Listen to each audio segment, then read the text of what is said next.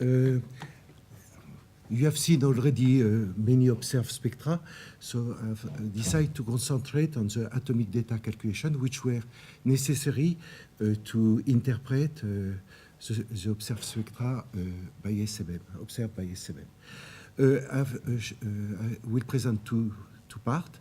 The first one, the most important one, will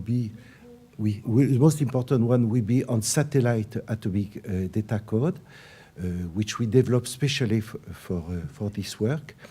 And I will say a few words at the end on the code which was started by Alan, you heard before, for SMM, to fit SMM spectra to theoretical synthetic spectra, which were obtained with our data, the synthetic spectra. I will say a few words before about how I met Alan the first time. I met him in my office, in fact. He was coming to visit Hélène Messon, who was sharing the same office as me in 1974. They were writing together a review paper on solar physics.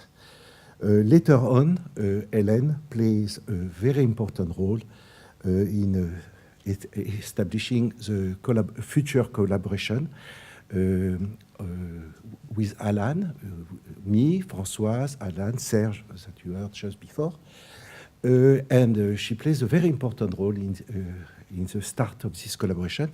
Unfortunately, she didn't participate to it, and I'm very sorry for that.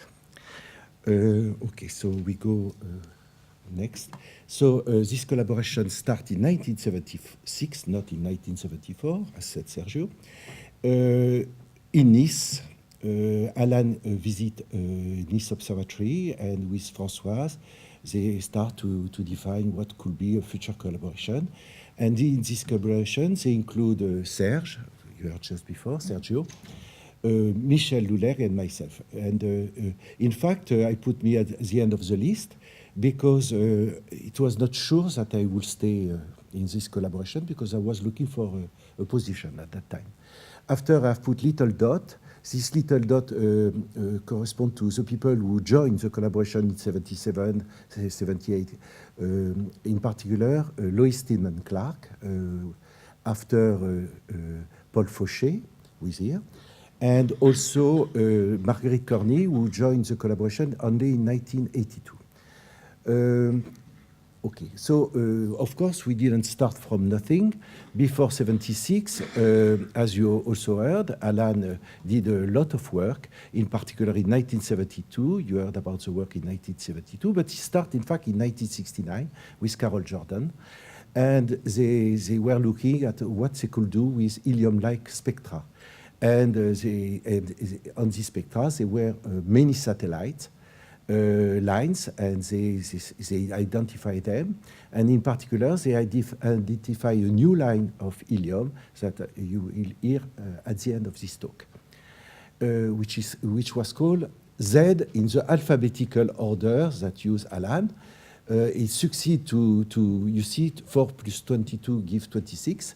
So it succeeds to cover all the alphabetical list from A to Z. After 72, Alan started to do the calculation. You heard about the paper. He worked with different persons, including Russians and Americans, and they calculate data. At the same moment, there was also BSS, XRP instrument. You heard also about this instrument, in particular the BCS, which was under construction to look at the famous helium-like spectra of calcium and iron. I didn't put, but you heard also about the Russian satellite, Intercosmos, which also look at this line. And all of that we knew already about that in 1976. And in particular, you heard about the famous dynastics, which is based on the ratio between satellite lines and resonance lines. So the resonance lines are in helium, the satellite line in lithium. 2 and 3 electrons. And the first Alan separate different type of satellites, the one which were more sensitive to temperature, and the other which were more sensitive to the abundance of iron. In particular, I put J, J is sensitive, the ratio Ij over Iw is inverse sensitive to the temperature, and the ratio of Q over W is inverse, give the abundance of 3 electron system to 2 electron system. Lithium is 3 electron, helium is 2 electron. Okay, so go to next. So now we start the collaboration. The collaboration, so the purpose was to go further of this work. As said Sergio before, already it was seen from intercosmos spectra that there were other lines on the spectra than the famous 26 line, and in particular the n equals 3 lines.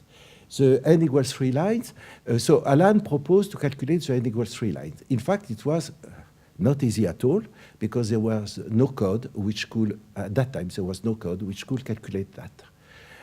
N equal 2 could be done by hand, but n equals 3, it was absolutely impossible to do it by hand. So I was in charge of building this code, which I call auto-LSG, authorization in LSG. And this code, I use UCL codes, since I was coming from UCL, as I told you at the beginning. And this UCL code was superstructure, which gave wavelengths and radiative probabilities. And also, there was distorted wave and JJOB. I did a mixture between the both of them to be able to calculate authorization probabilities. The interest of that, after there were other code following almost similar ideas, but what I found original in auto-LSG is that, in fact, it separates also the possibility to have different open channels that come from the fact that I start from distorted wave and not from superstructure. And that gave me the authorization probabilities in different channels. So it could be, if, for example, you can have a capture on some different level in some ions. Bon, so at the end, this code was not easy at all to build, and Werner Eisner helped me very much to cut the two codes to be able to do it. So after the n equals 3, the collaboration went to n equals 4, and after it works. It was more complicated, again more complicated, more and more levels, more possibilities to get lost among the levels. And is why I built this little code at the end to be able to recognize who was, what was the lines which I was considering in all the problem. Okay, so after we went to convergence, and even after I transformed it to go to beryllium and helium. I show you what I found the most interesting things is that. So that was published before SMM was launched, and it was impressive because we reproduce exactly with SMM what is seen. So I took that from a paper which was published by Alan, Françoise, and Sergio in 1979. In fact, I did these two curves. I'm not on the paper, but it's me who did these two curves. So you have two spectra. One is around the line W, and the other around the line Y. And, sorry, but I didn't see, I cannot see. The problem is I cannot see. Okay, so one is around W and the other around Y. W, you see, it's a very short wavelength. That also is one of the difficulties. You can see it's very, very short region. And you have hundreds of lines in these regions. And to be sure that they are at the good position is not easy at all. In particular, when you go to higher satellites. So I use a lot of tricks. For example, I knew the satellite will converge like 1 over n cubed to the main line. I use also that the authorization probabilities will converge also like 1 over n cubed. So taking n equal 4 and n equal 5 calculation, I succeed to extrapolate to n equal 11 for the upper line, and the other one, n equals 16. These two numbers, 11 and 16, could look strange. I will not explain to you because it's too long to explain why it is 11 and 16. But in fact, you had converge at 11. It could be infinity. Okay, so go to next. So that is finished with atomic data. How to build a synthetic spectra. Also, that was also the idea. What tables giving numbers, what to do with table giving numbers is to make a spectra, a synthetic spectra. So to make this synthetic spectra, you need another parameters, which is also the electron temperature, which, because the factor you saw already, depends on the temperature. And also you need to put some Doppler widths and all of that to build the spectra. So now it was a start before SMM. That was obtained before SMM. So now it's SMM. At the time of SMM, Alan succeeded that we could go to Goddard Space Flight Center and as a guest investigator, and where I met Esther Antonucci, who received me very well, who was wonderful with me. I also met Ken Phillips, and I also met John Leibacher, who is also in this room. It was a very exciting period, and my purpose was, I asked Alan, what can I do? And Alan said, I have started a code. Could you go further, put your data? And you saw already the table, so I put the data. And at the end, we did this code. You saw already results from this code, which in fact include only a few parameters, ion temperature to obtain the broadening of the line, electron temperature, the abundance of 3 electrons to 2 electrons, 4 electrons to 2 electrons, 5 electrons to... And we succeed to make the spectra of iron and calcium.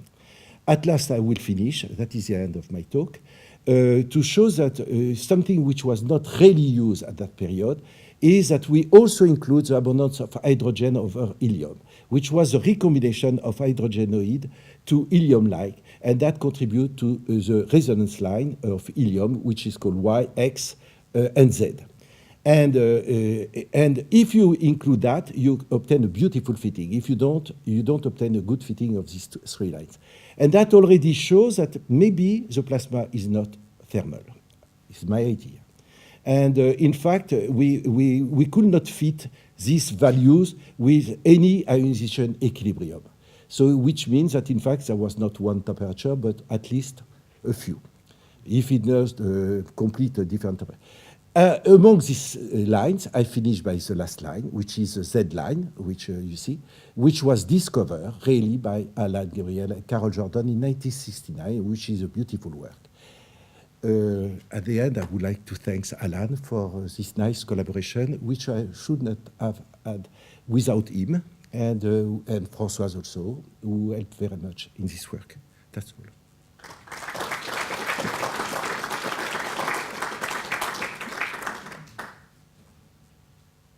Thank you. Jacques, comment? No? If not, we had the brother, now we ask for the sister. Françoise, s'il te plaît.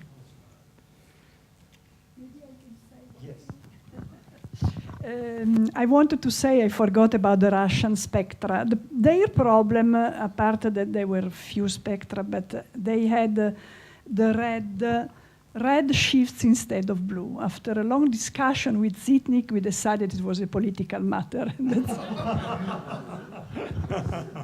It no longer is, I think.